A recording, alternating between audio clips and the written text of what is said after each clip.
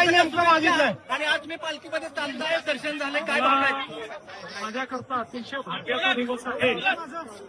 जन्मदिनाच्या दिवशी मला वारीमध्ये चालण्याची संधी मिळते आहे.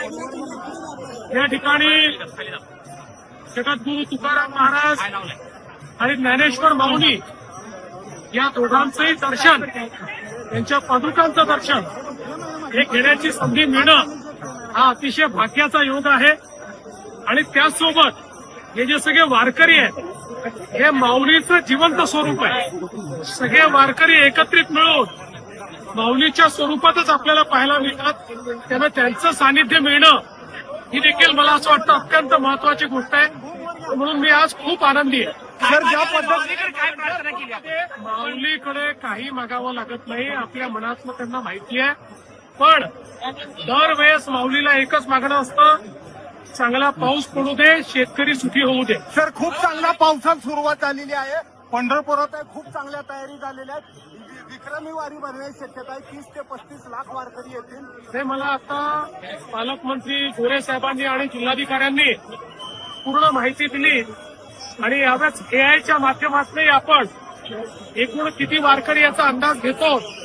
आणि असं लक्षात येत आहे की विक्रमी अशा प्रकारची वारी आहे. खूप मोठ्या प्रमाणात वारकरी सगळीकडनं इथे आलेले आहेत आणि जुने सगळे रेकॉर्ड संख्येचे यावेळेस तोडण्यात येत आहेत. सर, दिल्लीत यावेळेस स्वच्छतेचे रेकॉर्ड पडलेले आहेत. वाळवंटामध्ये पाऊस होऊ शकत नव्हतं, त्या ठिकाणी आता वारकरी जेवण करतात. एवढी स्वच्छता वाळवंटामध्ये आहे. जिल्हा प्रशासनाला, जिल्हाधिकारी असतील, सीओ असतील, एसपी असतील आणि विशेषतः पालकमंत्री जयकुमार गोरे यांनी गेल्या 2 वर्षामध्ये वारीचं स्वरूप बदलून टाकलं. जर्मन हँगर असतील, स्वच्छतेच्या वेगवेगळ्या व्यवस्था असतील, पाद्यसेवा असेल, अशा वेगवेगळ्या गोष्टींनी वारीमध्ये एक नवीन अशा प्रकारचं वातावरण हे जयकुमारजींच्या नेतृत्वात या ठिकाणी आलेलं आहे. आणि मला अतिशय याचा आनंद आहे. सर, विरोधकांना सद्बुद्धी मागालकर ज्या पद्धतीने दिल्लीत जमा झालेले आहेत आणि ज्या पद्धतीने ड्रामेबाजी चाललेली आहे, मला असं वाटतं की सर्वांनी आपल्या देशाचा विचार केला पाहिजे.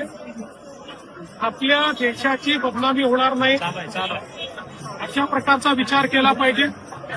आणि विशेषतः मी पहिल्या दिवशीपासून आमचं सगळ्यांचं मत आहे की विद्यार्थ्यांच्या ज्या आशा आकांक्षा अपेक्षा असतील त्या पूर्ण करणं हे सरकारचं कर्तव्य आहे.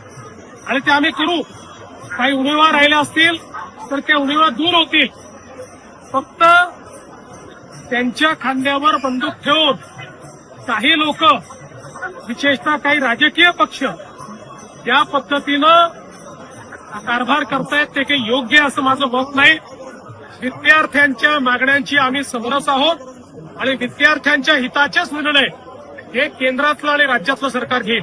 महाराष्ट्राचे कर्तबगार मुख्यमंत्री श्री देवेंद्र फडणवीस साहेबांना वाढदिवसाच्या हार्दिक शुभेच्छा. शुभेच्छुक श्री विक्रम संजय काकडे, आमदार, विधान परिषद महाराष्ट्र. माणूस काळाच्या पडद्याआड जातो, पण त्याच्याकडून मिळणारी प्रेरणा मात्र कायम जिवंत राहते.